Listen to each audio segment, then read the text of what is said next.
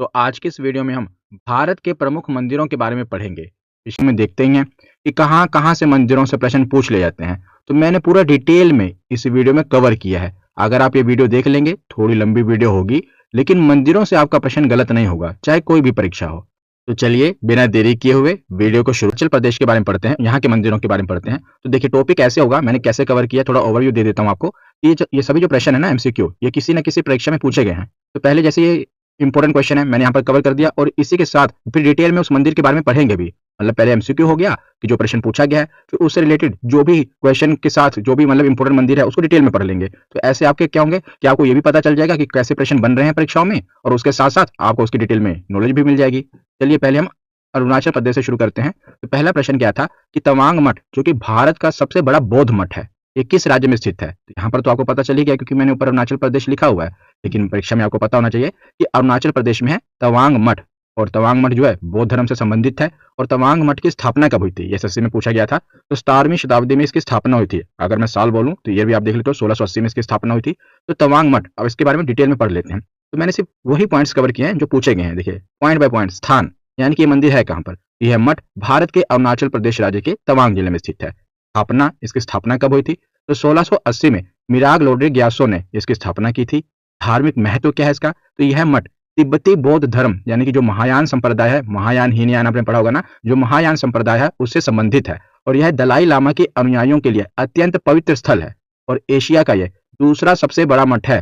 जो ये तवांग मठ है ना, ये एशिया का दूसरा और भारत का सबसे बड़ा बौद्ध मठ है, इसलिए ये इंपॉर्टेंट है। और मठ का नाम क्या है? तवांग। तो तवांग का अर्थ क्या होता है? तो स्वर्ग से लाया गया घोड़ा। ता का मतलब होता है घोड़ा और वांग का मतलब होता है आशीर्वाद। तो इसका नाम है तवांग। और गोल्डन बुद्ध की प्रतिमा यहाँ पर आपको देखने को मिलेगी, जो कि 8 मीटर ऊंची भगवान बुद्ध की सोने की प्रतिमा है, जो कि आप यहाँ पर ये देख रहे हैं। ये तवांग मठ में है। तवांग मठ कहाँ पर है? अरुणाचल प्रदेश में। बहुत बार पूछा गया है। उसके बाद देखते हैं असम। यहाँ से क्या प्रश्न पूछा जाता है कि कामाख्या मंदिर की अनूठी विशेषता क्या है जो इसे अन्य शक्तिपीठों से अलग करती है? तो कामाख्या मंदिर है कहाँ पर? असम में है। ये शक्तिपीठ है। तो इसकी विशेषता क्या है जो इसे अन्य शक्तिपीठों से अलग करती है? तो पहला क्या बताया गया है कि यहाँ कोई मूर्ति नहीं है, केवल एक प्राकृतिक पत्थर की पूजा होती है। यह भारत का एकमात्र मंदिर है जो सूर्य देव को समर्पित है। यहाँ विश्व की सबसे बड़ी शिव की प्रतिमा है। यह केवल महिलाओं के लिए खुला है। तो कौन सा इसमें से सही है? तो इसमें से सही है ऑप्शन ए। यहाँ कोई मूर्ति नहीं है, केवल एक प्राकृतिक पत्थर की पूजा होती है, जो कि शक्तिपीठों में से सबसे अलग है, जो कि असम में है। यहाँ पर कोई मूर्ति नहीं है, केवल एक प्राकृतिक पत्थर की पूजा होती है। और कामाख्या मंदिर कौन सा वार्षिक, मतलब कामाख्या मंदिर में कौन सा वार्षिक उत्सव मनाया जाता है, कौन सा मेला लगता है वहां पर? तो अंबुबाची मेला। बहुत बार पूछा गया है, अंबुबाची मेला कहाँ लगता है? तो कामाख्या मंदिर में, असम में लगता है। तो देखिए अब कामाख्या मंदिर के बारे में पढ़ लेते हैं। तो जो कामाख्या मंदिर है ना, ये असम के नीलांचल पर्वत पर स्थित है। और यह मंदिर शक्ति की देवी सती का मंदिर है। और इसके निर्माता कौन है? तो मल्लेच्छ वंश के राजा इसके निर्माता हैं। और कामाख्या मंदिर में अंबुमाची मेले का भी आयोजन हर साल किया जाता है। और उसके बाद आगे देखते हैं बिहार। तो महाबोधि मंदिर के परिसर में स्थित वज्र आसन की क्या विशेषता है? पूछा गया था कि जो महाबोधि मंदिर है कहाँ पर? तो है तो बिहार में। वहां पर जो वज्र आसन है ना, उसकी क्या विशेषता है? तो पहला कथन है कि यह वह स्थान है जहां महात्मा बुद्ध ने 7 सप्ताह तक ध्यान किया था। दूसरा कथन है कि यह एक सोने का सिंहासन है जो सम्राट अशोक के द्वारा बनवाया गया था। तीसरा कथन है यह मंदिर का सबसे ऊंचा शिखर है। और चौथा कथन है कि यह एक गुप्त कक्ष है जो केवल भिक्षुओं के लिए खुलता है। तो इसमें से सबसे सही क्या है जो कि वज्र आसन की विशेषता है? तो कथन ए, कि यह वह स्थान है जहां बुद्ध ने 7 सप्ताह यानी कि 49 दिन तक ध्यान किया था वज्रासन पर। ये इंपॉर्टेंट है क्योंकि महाबोधि मंदिर है ना, वहीं पर उसके परिसर में स्थित है, बिहार में। और अगला प्रश्न है कि गया में स्थित विष्णु पद मंदिर में विष्णु के पद चिन्ह को क्या कहा जाता है? ये जो एमसीक्यू क्वेश्चन है, ये जो अलग अलग टाइप के क्वेश्चन आए ना, वो मैंने कवर कर दिए हैं। बाकी जो सिंपल क्वेश्चन है वो तो मैं आगे जो मंदिर है उन्हीं में पढ़ा ही दूंगा, लेकिन एमसीक्यू मैंने अलग से केवल साथ में कवर कर दिया क्योंकि जैसे प्रश्न आ गया कि वज्रासन की क्या विशेषता है, पद चिन्ह को क्या कहा जाता है। मंदिर तो अगर मैं पूछ लूं सीधे कि महाबोधि मंदिर कहाँ पर है, तो आपको पता लग ही जाएगा बिहार में है। लेकिन जो ये प्रश्न आ रहे हैं ना आजकल परीक्षाओं में, ये आपको पता होनी चाहिए। इसलिए मैंने क्या किया कि जो यूनिक प्रश्न है पहले उनको कवर कर दिया है और साथ में फिर तो हम डिटेल में मंदिर के बारे में पढ़ ही रहे हैं। तो गया में स्थित जो विष्णु पद मंदिर है, विष्णु पद का मतलब क्या? भगवान विष्णु के पद, विष्णु के पद चिन्ह, इनको क्या कहा जाता है वहां पर? धर्मशिला, विष्णुचरण, पद चिन्ह या शिलापल। तो गया में जो स्थित विष्णु पद मंदिर है ना, जहां भगवान विष्णु के पद चिन्ह है, उन्हें धर्मशिला कहा जाता है, उसे धर्मशिला कहा जाता है। ऑप्शन ए इसका सही जवाब है। तो देखिए महाबोधि मंदिर, जो महाबोधि मंदिर है बोध गया में स्थित बिहार राज्य का हिस्सा है। और महाबोधि मंदिर भगवान बुद्ध की ज्ञान प्राप्ति के स्थान पर स्थित है।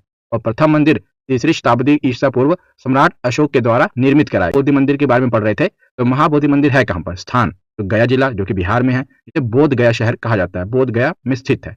धर्म तो बौद्ध धर्म से संबंधित है, यह मंदिर भगवान बुद्ध को समर्पित है। और महत्व क्या है? तो यहीं पर गौतम बुद्ध को बोधि वृक्ष के नीचे बोधि की प्राप्ति हुई थी, तब से वो बुद्ध बन गए, गौतम से बुद्ध बन गए, और इसे बौद्ध धर्म का सबसे पवित्र तीर्थ स्थल माना जाता है, महाबोधि मंदिर को। और बोधि जो वृक्ष है जिसके बारे में हम पढ़ रहे हैं, तो मंदिर के पास स्थित पवित्र पीपल का जो पेड़ है ना, ये वाला आप जो देख रहे हैं, इसी को बोधि वृक्ष कहा जाता है। इसी के नीचे महात्मा बुद्ध को बौद्धिकता की प्राप्ति हुई थी, ज्ञान की प्राप्ति हुई थी। और वर्तमान में जो वृक्ष है जो आप ये देख रहे हैं, क्या वो वही वृक्ष है जहां पर महात्मा बुद्ध को ज्ञान की प्राप्ति हुई थी? तो देखिए, ये वही वृक्ष नहीं है, पर मूल वृक्ष यानी उसी वृक्ष की शाखा से उगाया गया है। ये वही वृक्ष नहीं है, पर उसी वृक्ष की शाखा से उगाया गया है, जिसे अनुराधा देवी यानी कि सम्राट अशोक की पुत्री ने श्रीलंका में पहले लगाया था, और बाद में इसे वहां से भारत लाया गया था, बोधि वृक्ष को।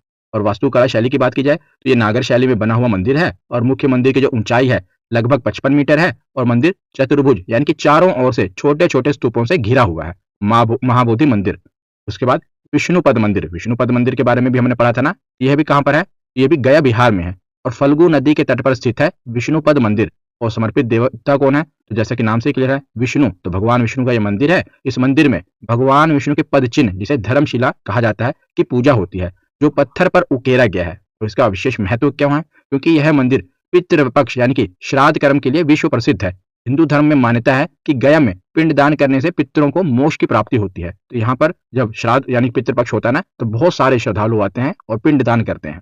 आगे देखते हैं धर्मशिला, जिसके बारे में हमने पढ़ा भी था, एमसीक्यू क्वेश्चन पूछा गया था कि धर्मशिला किसे कहा गया, मतलब पद चिन्ह को क्या कहते हैं? तो मंदिर के गर्भगृह में 40 सेंटीमीटर का पद चिन्ह है, जिसे धर्मशिला कहते हैं। जैसे ये मंदिर है, मंदिर में आप ये देख रहे हैं, ये भगवान विष्णु के पद चिन्ह है, इसे धर्मशिला कहा जाता है। और मान्यता है कि यह भगवान विष्णु के चरणों का निशान है, जो उन्होंने राक्षस गयासुर को दबाने के दौरान छोड़ा था। तो राक्षस गयासुर को मारने के दौरान, उन्हें दबाने के दौरान भगवान विष्णु के यहाँ पर पद चिन्ह बन गए थे, जिसे धर्मशिला कहा जाता है, और इसी मंदिर को विष्णुपद मंदिर कहा जाता है। और मैंने आपको बताया, यहाँ श्राद्ध महोत्सव होता है, यानी कि पितृपक्ष पर मेला लगता है। हर वर्ष भाद्रपद मास में 15 दिनों तक पितृपक्ष मेला लगता है, और देश विदेश से लाखों लोग पिंडदान करने के लिए यहाँ पर आते हैं। ठीक है, इतना हमने जान लिया। अब हम आगे चलते हैं छत्तीसगढ़ में। तो यहाँ से प्रश्न बना है कि दंतेश्वरी मंदिर, जो कि शक्ति पीठों में से एक माना जाता है, का ऐतिहासिक और सांस्कृतिक महत्व इस आदिवासी पर्व से जुड़ा हुआ है। तो कौन सा आदिवासी पर्व है जिससे दंतेश्वरी मंदिर का ऐतिहासिक और सांस्कृतिक महत्व जुड़ा हुआ है? बस्तर दशहरा, सरहुल, कर्मा उत्सव या भगोरिया?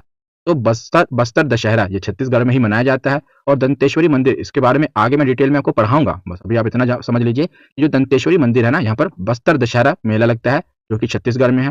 तो अगला प्रश्न है कि मामा भांजा मंदिर किस देवता को समर्पित है? भगवान विष्णु, भगवान शिव, भगवान राम या देवी दुर्गा? तो जो मामा भांजा मंदिर है ना, ये भगवान भोलेनाथ यानी कि भगवान शिव को समर्पित है। तो देखिए, जो मामा भांजा मंदिर है, ये छत्तीसगढ़ राज्य में है, और वैसे तो ये मंदिर भगवान शिव को समर्पित है, लेकिन इसका नाम क्या है? मामा भांजा मंदिर है, जो आप ये देख रहे हैं। कहा जाता है कि मामा और भांजा दो शिल्पकार थे, जिन्होंने ये मंदिर सिर्फ एक ही दिन में पूरा कर दिया था, इसीलिए उनके नाम पर ही इस मंदिर का नाम पड़ गया मामा भांजा मंदिर, जो आप ये देख रहे हैं। एक ही दिन में, कहा जाता है कि मान्यता है, किंवदंती है कि उन्होंने एक ही दिन में से बना दिया था, तभी से इसका नाम पड़ गया मामा भांजा मंदिर, जो कि छत्तीसगढ़ में है, और ये भगवान शिव को समर्पित है। और उसके बाद हम दंतेश्वरी मंदिर के बारे में पढ़ते हैं, जो कि शक्तिपीठ है। तो स्थान कहाँ पर है? तो दंतेवाड़ा छत्तीसगढ़ में, जो कि जगदलपुर से लगभग 80 किलोमीटर दूर है, यहीं पर यह मंदिर है। और यह मंदिर शंखनी और डंकिनी नदियों के संगम पर स्थित है। और समर्पित देवी कौन सी है? तो देवी दंतेश्वरी, जो कि शक्ति की देवी है, और यह मंदिर 52 शक्तिपीठों में से एक माना जाता है। कौन सा? दंतेश्वरी मंदिर। और पौराणिक मान्यता के अनुसार जब माता सती के शरीर के टुकड़े गिरे थे ना, तब जो उनका दंत था यानी कि दांत था, इसी स्थान पर गिरा था, इसीलिए जगह का नाम दंतेवाड़ा पड़ गया। और यहाँ की जो देवी हैं, उनका नाम पड़ गया दंतेश्वरी देवी। कहाँ पर मंदिर है ये? छत्तीसगढ़ में है। और धार्मिक और सांस्कृतिक महत्व क्या है इसका? तो देवी दंतेश्वरी को बस्तर क्षेत्र की कुलदेवी माना जाता है, और हर वर्ष बस्तर दशहरा उत्सव में देवी दंतेश्वरी की विशेष पूजा होती है। और यह उत्सव 75 दिनों तक चलता है, और यह दशहरा राम की नहीं, देवी की विजय का प्रतीक है, और इसीलिए इसे बस्तर दशहरा कहा जाता है। और जो बस्तर दशहरा की शोभा यात्रा निकलती है ना, इस मंदिर से रथ यात्रा निकाली जाती है, जिसमें हजारों लोग भाग लेते हैं। और ये भारत का सबसे लंबा चलने वाला दशहरा उत्सव है, जो कि कितने दिन देख रहे हैं ना, कितने दिन तक चल रहा है, सबसे लंबा दशहरा उत्सव है बस्तर दशहरा। ये पूछा जाता है कि बस्तर दशहरा कहाँ मनाया जाता है, कहाँ का उत्सव है? तो छत्तीसगढ़ का। और मंदिर कौन सा है? तो दंतेश्वरी मंदिर। अब आगे चलते हैं। तो मामा भांजा मंदिर हमने पढ़ ही लिया। उसके बाद देखते हैं दिल्ली में अक्षरधाम मंदिर, जहां से प्रश्न बनता है, यह है कहाँ पर? ये दिल्ली के पांडव नगर में है, यमुना नदी के किनारे बना हुआ है। इसका उद्घाटन हुआ था 6 नवंबर 2005 को। निर्माण में लगभग 5 वर्ष लगा था। और इसका निर्माण संस्था कौन सी है? तो बीएपीएल स्वामी नारायण संस्था जो उसका संचालन करती है। समर्पण और उद्देश्य क्या है? तो यह मंदिर भगवान स्वामी नारायण को समर्पित है। तो आता गुजरात। तो सोमनाथ मंदिर को सबसे पहले इस मुस्लिम आक्रमणकारी ने 1025 ईस्वी में लूटा और नष्ट कर दिया था। तो जो गुजरात में सोमनाथ मंदिर है, भगवान भोलेनाथ के जो ज्योतिर्लिंग है, 12 ज्योतिर्लिंग में से एक है सोमनाथ मंदिर, और पहला ज्योतिर्लिंग है, मतलब 12 ज्योतिर्लिंगों में से पहला ज्योतिर्लिंग है। तो इस मंदिर को किस मुस्लिम आक्रमणकारी ने लूटा था और नष्ट कर दिया था? अलाउद्दीन खिलजी ने, मोहम्मद गोरी ने, महमूद गजनी ने, या बाबर ने? तो इसका सही जवाब है महमूद गजनी ने। ऑप्शन सी इसका सही जवाब होगा। तो देखिए, सोमनाथ मंदिर के बारे में हम पढ़ लेते हैं। तो यह मंदिर गुजरात के सौराष्ट्र क्षेत्र के वेरावल में स्थित है। और महमूद गजनी ने 1024-25 में कुछ 5000 साथियों के साथ सोमनाथ मंदिर पर हमला किया था और उसकी संपत्ति लूटी और उसे नष्ट कर दिया था। के बाद राजा भीमदेव ने इसका पुनर्निर्माण करवाया था। और आगे चलकर 1297 ईस्वी में अलाउद्दीन खिलजी ने भी मंदिर पर लूटपाट की और मंदिर को विध्वंस कर दिया था। के बाद 1947 में सरदार पटेल के आदेश पर इसका जीर्णोद्धार किया गया और 1955 में भारत के राष्ट्रपति डॉक्टर राजेंद्र प्रसाद ने इसे राष्ट्र को समर्पित कर दिया था। ये जो सोमनाथ मंदिर है, ये 12 ज्योतिर्लिंगों में से एक है और पहला ज्योतिर्लिंग है, मतलब 12 ज्योतिर्लिंगों में से पहला ज्योतिर्लिंग है। और ये है कहाँ पर? ये गुजरात में है। और इसे सबसे पहले किस मुस्लिम आक्रमणकारी ने यहाँ पर इसको नष्ट किया था और लूटा था? तो महमूद गजनी ने। अब आगे चलते हैं। गुजरात में है द्वारिकाधीश मंदिर। जैसे कि हमने पढ़ा, अभी सोमनाथ मंदिर भी गुजरात में है और द्वारिकाधीश मंदिर भी गुजरात में है। यह मंदिर भारत के गुजरात के द्वारका में स्थित है और यह 4 हिंदू तीर्थ यानी कि 4 धाम में से एक है। जैसे हिंदुओं में या सनातन धर्म में 4 धाम की मान्यता है ना, तो 4 धाम में से एक है द्वारिकाधीश मंदिर। और चालुक्य शैली में जो 4 धाम है आगे हम देखेंगे। और चालुक्य शैली में वर्तमान मंदिर का निर्माण 15वीं-16वीं शताब्दी में किया गया था, द्वारकाधीश मंदिर का निर्माण। आगे देखते हैं हिमाचल प्रदेश। तो बैजनाथ मंदिर जो कि भगवान शिव को समर्पित है, इस राज्य में स्थित है। तो देखिए, एक है बैजनाथ जो हम पढ़ रहे हैं अभी, बैजनाथ, और एक मंदिर है वैद्यनाथ। तो जो वैद्यनाथ मंदिर है ना, ये झारखंड में है, याद रखिएगा। और जो बैजनाथ मंदिर है, ये हिमाचल प्रदेश में है। तो जो बैजनाथ मंदिर भगवान शिव को समर्पित है, ये किस राज्य में स्थित है? ये हिमाचल प्रदेश में स्थित है। और हिडिंबा देवी मंदिर की वास्तुकला में क्या अनूठा है? ये एक प्रश्न पूछा गया था। आपने अगर पहली बार जब ये प्रश्न देखा होगा कि हिडिंबा देवी मंदिर ही नहीं सुना हमने, तो वास्तुकला के बारे में क्या पता? तो इसीलिए ऐसे प्रश्न मैंने कवर किए हैं कि हिडिंबा देवी मंदिर की वास्तुकला में क्या अनूठा है। पहले तो ये मंदिर है कहाँ पर? तो हिमाचल प्रदेश में है। और इस मंदिर की अनूठा क्या है? तो लिखा है कि क्या यह पूरी तरह से लकड़ी से बना है, इसमें कोई दरवाजा नहीं है, यह एक गुफा के अंदर बना है, इसमें सोने की मूर्तियां हैं। तो इसकी वास्तुकला में क्या अनूठा है, आप बताइए। तो इसका सही जवाब है यह पूरी तरह से लकड़ी से बना हुआ मंदिर है, हिडिंबा देवी मंदिर। आगे हम इसके बारे में पढ़ेंगे। पहले बैजनाथ मंदिर के बारे में पढ़ लेते हैं। यह है कहाँ पर? तो बैजनाथ नगर, कांगड़ा जिला, हिमाचल प्रदेश में ये मंदिर है। इसकी स्थापना 1204 ईस्वी में हुई थी। और समर्पण और मान्यता यानी कि किसको ये समर्पित है? तो भगवान शिव को ये समर्पित मंदिर है, जो यहाँ वैद्यनाथ यानी कि देवों के वैद्य के रूप में पूजे जाते हैं। बाद में इसका नाम पड़ गया बैजनाथ। तो भगवान शिव को यहाँ भगवान शिव ने यहाँ रावण का उपचार किया था, इसलिए उन्हें वैद्यनाथ कहा गया। वैद्य यानी कि जो आयुर्वेदिक इलाज करते हैं ना, वैद्य कहते हैं हम उन्हें। तो धीरे धीरे इसका नाम वैद्यनाथ से बैजनाथ पड़ गया। लोकल इन्फ्लुएंस के कारण इसका नाम पड़ गया बैजनाथ। ये किसको समर्पित है? भगवान भोलेनाथ को समर्पित मंदिर है। अब देखते हैं हिडिंबा देवी मंदिर। जो ये मंदिर है, यह हिडिंबा देवी मंदिर, यह मनाली, हिमाचल प्रदेश में है और हिडिंबा देवी को यह समर्पित है। हिडिंबा देवी कौन थी? तो महाभारत में आपने जब महाभारत सीरियल देखा होगा, तो जो पांडव भाई थे भीम, जो भीम थे ना, उनकी पत्नी का नाम क्या था? हिडिंबा ही था। भीम की जो पत्नी थी हिडिंबा नाम था ना, और जो घटोत्कच थी उनकी माँ थी हिडिंबा। तो उन्हीं के नाम पर ये मंदिर है, उन्हीं पर ये मंदिर है। इसका निर्माण 1553 ईस्वी में महाराजा बहादुर सिंह के द्वारा करवाया गया था। वास्तुकला देखी जाए तो पैगोडा शैली में लकड़ी और पत्थर से बना हुआ मंदिर है। 4 मंजिला इसकी संरचना है, 24 मीटर ये ऊंचा है। 4 मंजिला मतलब आप देख रहे हैं, ऐसे 4 मंजिला बना हुआ है, 24 मीटर ऊंचा ये मंदिर है, लकड़ी से बना हुआ। इसकी विशेषता यह है कि मंदिर में कोई मूर्ति नहीं है, कोई भी मूर्ति नहीं है। हिडिंबा देवी के पद चिन्हों को और चट्टान की इसमें पूजा होती है, जो उनकी तपस्या का प्रतीक है। इसमें कोई मूर्ति नहीं है, केवल हिडिंबा देवी के पद चिन्ह है। जहां पर एक चट्टान है, पद चिन्ह है, उसी की पूजा होती है। तो यह है हिडिंबा देवी मंदिर। अब आगे चलते हैं जम्मू और कश्मीर में माता वैष्णो देवी मंदिर। तो माता वैष्णो देवी का जो मंदिर है, ये जम्मू कश्मीर में त्रिकुटा पहाड़ी पर लगभग 5200 फीट की ऊंचाई पर स्थित है। और ऋग्वेद में त्रिकुटा पहाड़ी का भी उल्लेख है। जिस स्थान पर यह मंदिर स्थित है ना, ऋग्वेद में भी इस पहाड़ी का उल्लेख है। और यह एक गुफा मंदिर है, माता वैष्णो देवी मंदिर। तो आगे चलते हैं अमरनाथ मंदिर। तो अमरनाथ मंदिर भी भारत के जम्मू कश्मीर के अनंतनाग जिले की पहलगाम तहसील में स्थित एक हिंदू मंदिर है। और 3,888 मीटर यानी कि 12,756 फीट की ऊंचाई पर यह एक गुफा मंदिर है। और ऐसा माना जाता है कि भृगु मुनि अमरनाथ गुफा की खोज करने वाले पहले व्यक्ति थे। तो अमरनाथ मंदिर ये भी जम्मू कश्मीर में है, माता वैष्णो देवी मंदिर भी जम्मू कश्मीर में। अगला प्रश्न है कि वैद्यनाथ मंदिर किस जिले में स्थित है? आपको इतना तो पता है कि झारखंड राज्य में स्थित है। और झारखंड राज्य के किस जिले में स्थित है? तो देवघर, देवघर में वैद्यनाथ मंदिर स्थित है। तो वैद्यनाथ मंदिर के बारे में पढ़ लेते हैं। ये आप देख रहे हैं भगवान भोलेनाथ का जो वैद्यनाथ ज्योतिर्लिंग है, तो ये झारखंड के देवघर में स्थित है। और इसका अन्य नाम क्या है? तो इसे बैजनाथ धाम, वैद्यनाथ धाम, बाबा धाम भी कह देते हैं। तो बाबा वैद्यनाथ तो कहते ही हैं। तो यह भारत के 12 ज्योतिर्लिंगों में से एक है। स्थापत्य और परिसर, यह प्रमुख मंदिर के अलावा परिसर में 22 अन्य मंदिर भी हैं।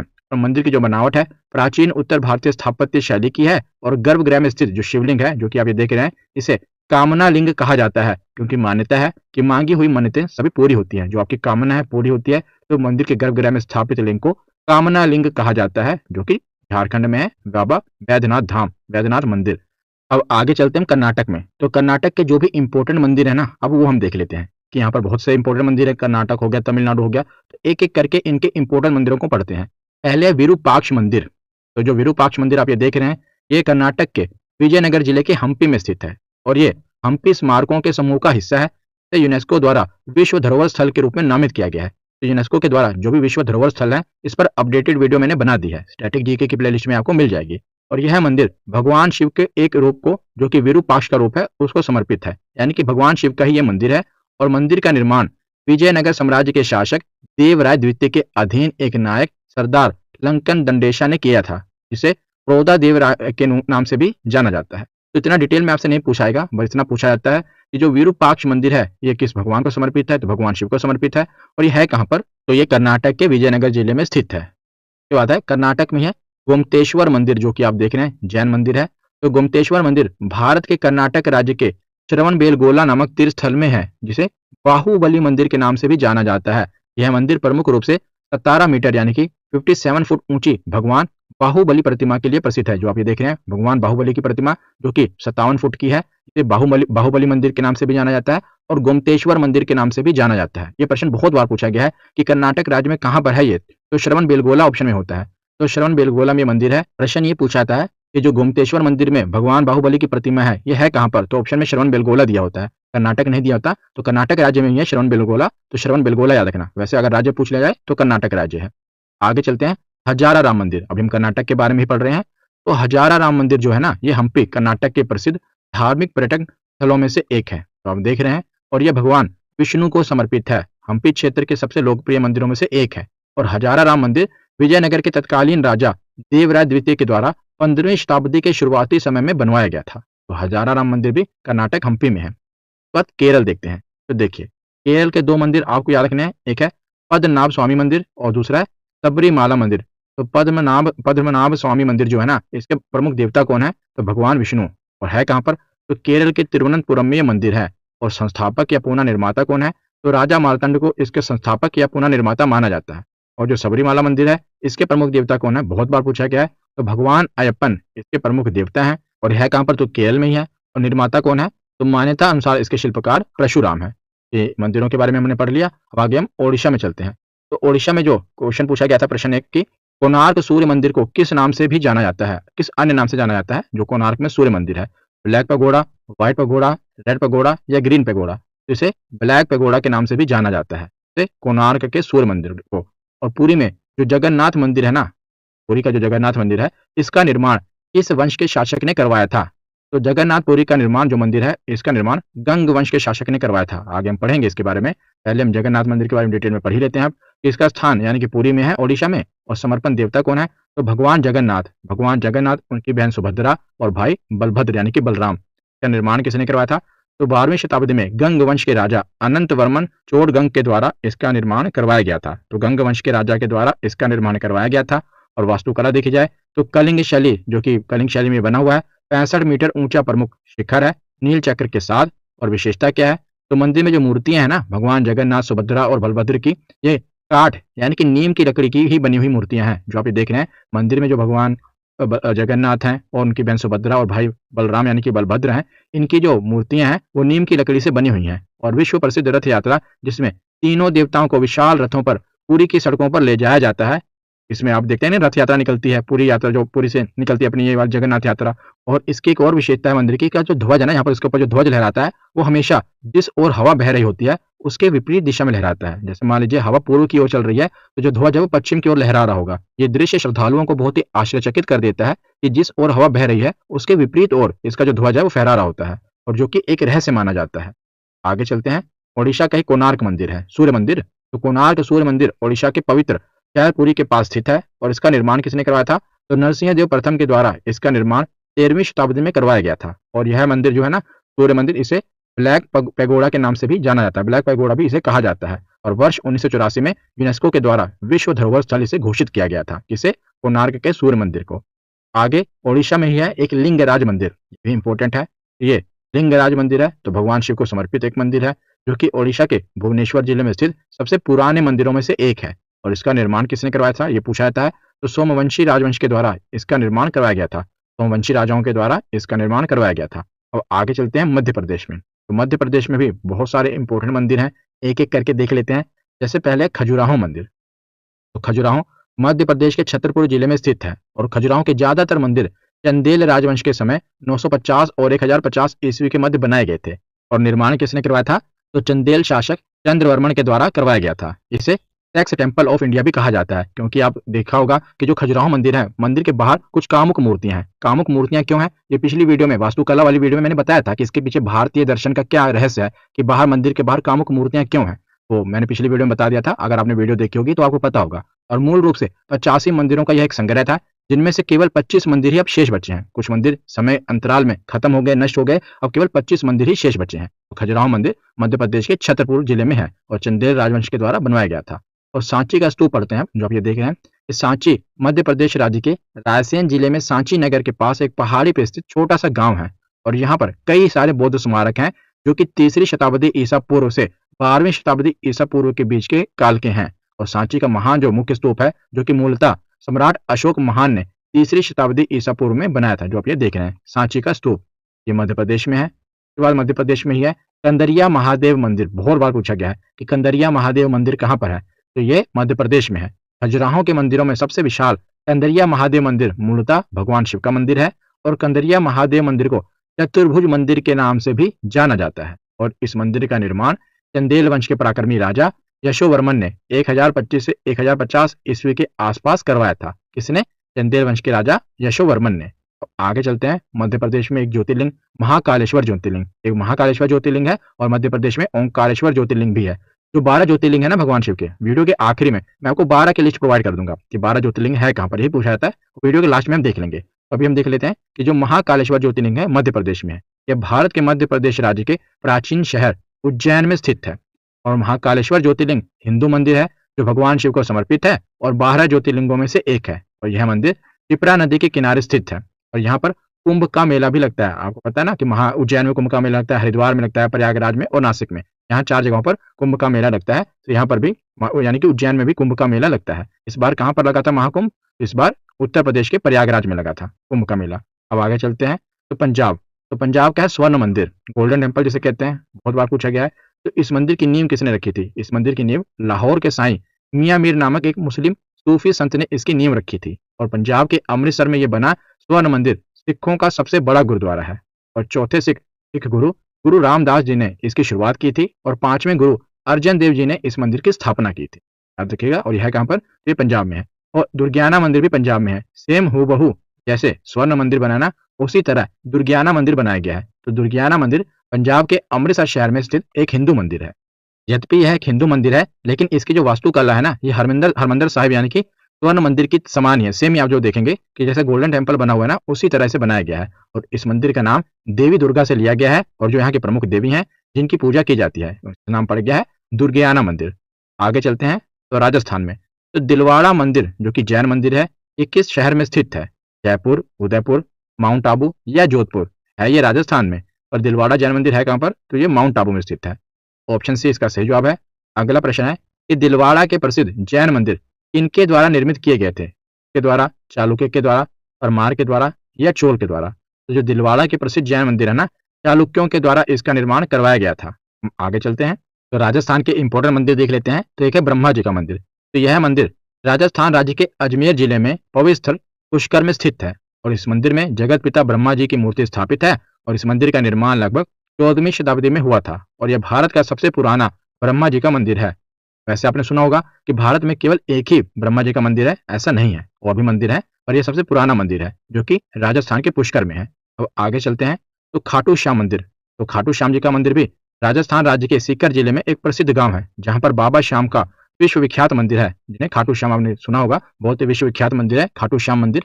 ये राजस्थान के सीकर जिले में है। और यह मंदिर 1027 ईस्वी में रूप सिंह चौहान और नर्मदा कंवर के द्वारा बनवाया गया था, खाटू श्याम मंदिर।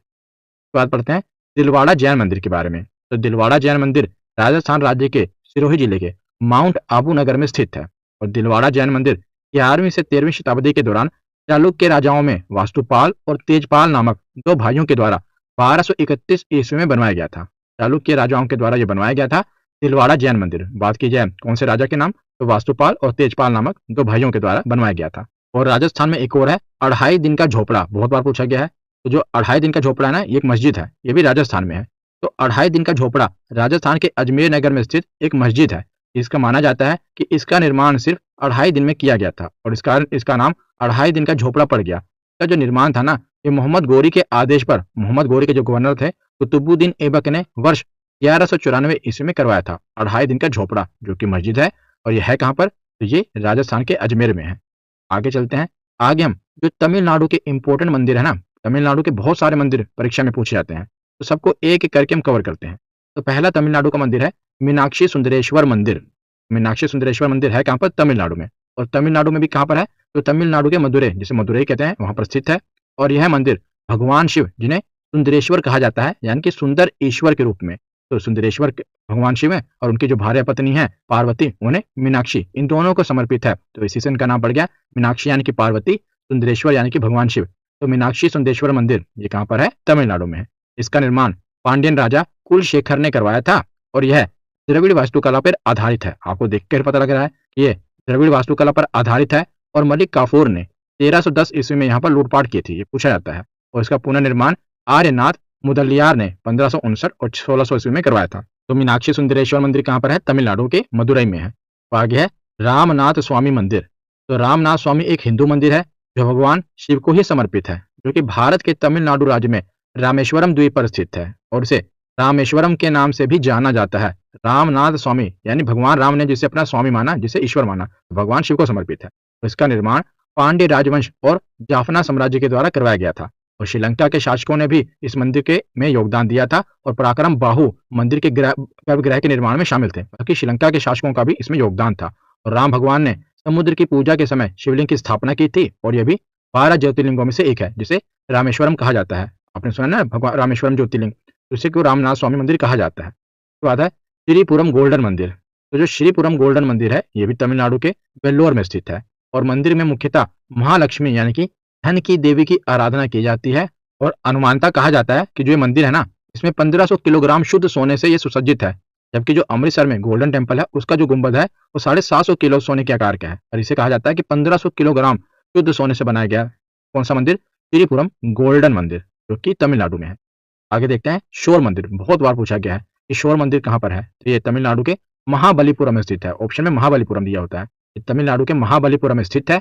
और इसका निर्माण नरसिंह वर्मन द्वितीय, जो कि पल्लव वंश के राजा थे, इनके द्वारा करवाया गया था।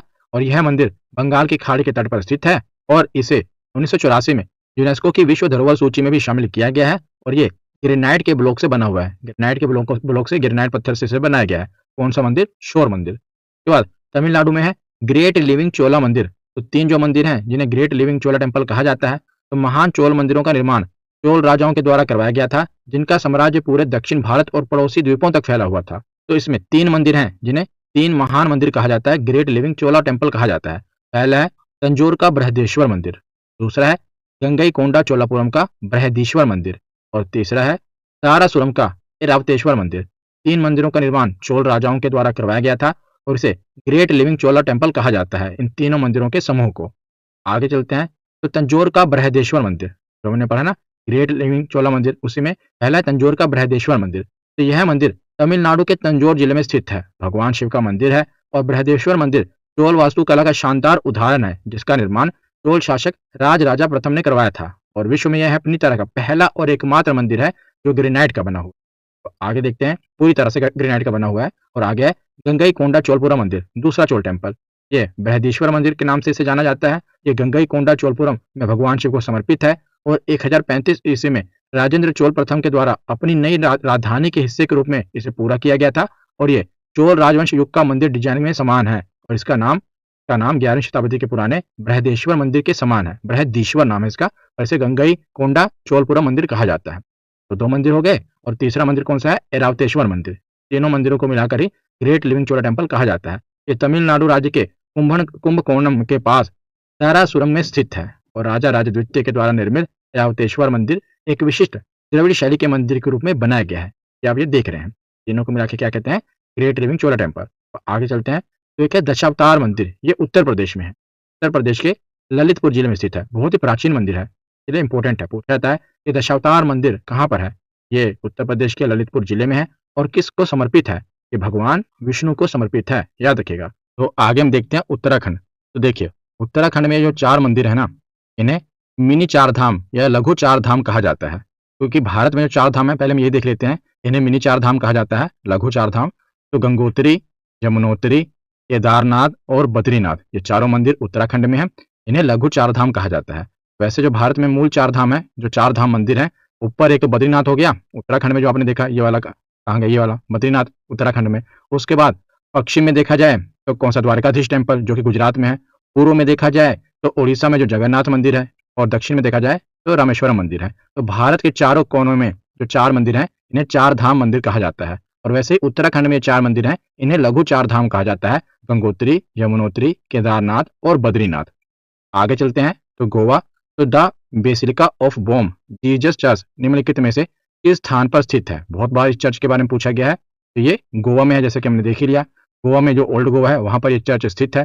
पुर्तगालियों के द्वारा ये बनवाई गई थी। तो जो ये चर्च है, the basilica of Bom Jesus church, ये कहाँ पर है? ये गोवा के पुराने शहर में स्थित है। इसका निर्माण 1594 में शुरू हुआ था और 1605 में पूरा हुआ था। और ये 16वीं शताब्दी में निर्मित एक बारोक शैली का चर्च है और यूनेस्को के द्वारा विश्व धरोहर सूची में भी इसे मान्यता प्राप्त है। और इस चर्च में संत फ्रांसिस जेवियर के अवशेष रखे हुए हैं और प्रत्येक 10 वर्ष में उनके अवशेषों को सार्वजनिक प्रदर्शनी होती है। ये चर्च कहाँ पर है? तो ये गोवा में है, बस ये पूछा जाता है। तो आगे अब हम भगवान शिव के जो 12 ज्योतिर्लिंग है, उन्हें एक साथ देख लेते हैं, क्योंकि इनसे प्रश्न बनते हैं कि कौन सा ज्योतिर्लिंग कहाँ पर है। तो पहला ज्योतिर्लिंग है सोमनाथ ज्योतिर्लिंग, जो कि गुजरात के सौराष्ट्र में है। दूसरा है मल्लिका अर्जुन ज्योतिर्लिंग, ये आंध्र प्रदेश में है। तीसरा है महाकालेश्वर ज्योतिर्लिंग और ओंकारेश्वर ज्योतिर्लिंग। महाकालेश्वर और ओंकारेश्वर दोनों ही मध्य प्रदेश में है। एक उज्जैन में है महाकालेश्वर ज्योतिर्लिंग, और जो अपना ओंकारेश्वर ज्योतिर्लिंग है, ये खंडवा में है। उसके बाद है केदारनाथ ज्योतिर्लिंग, जो कि केदारनाथ उत्तराखंड में है। उसके बाद है भीमा शंकर ज्योतिर्लिंग, ये पुणे महाराष्ट्र में है। काशी विश्वनाथ ज्योतिर्लिंग वाराणसी उत्तर प्रदेश में है। त्र्यंबकेश्वर ज्योतिर्लिंग नासिक महाराष्ट्र में है। वैद्यनाथ ज्योतिर्लिंग देवघर झारखंड में है। नागेश्वर ज्योतिर्लिंग ये द्वारकापुरम गुजरात में है। रामेश्वरम ज्योतिर्लिंग ये रामेश्वरम तमिलनाडु में है। और घुश्मेश्वर ज्योतिर्लिंग औरंगाबाद महाराष्ट्र में है। तो महाराष्ट्र में आप देखेंगे तो महाराष्ट्र में घुश्मेश्वर ज्योतिर्लिंग भी कहाँ पर है? औरंगाबाद महाराष्ट्र में है। त्र्यंबकेश्वर ज्योतिर्लिंग कहाँ है? ये नासिक महाराष्ट्र में है। और भीमा शंकर ज्योतिर्लिंग भी पुणे महाराष्ट्र में है। तो महाराष्ट्र में आप देखेंगे कि 3 ज्योतिर्लिंग है, घुश्मेश्वर, भीमा शंकर और त्र्यंबकेश्वर। ये 12 ज्योतिर्लिंग हमने पढ़ लिए। यहाँ पर हमारी वीडियो आज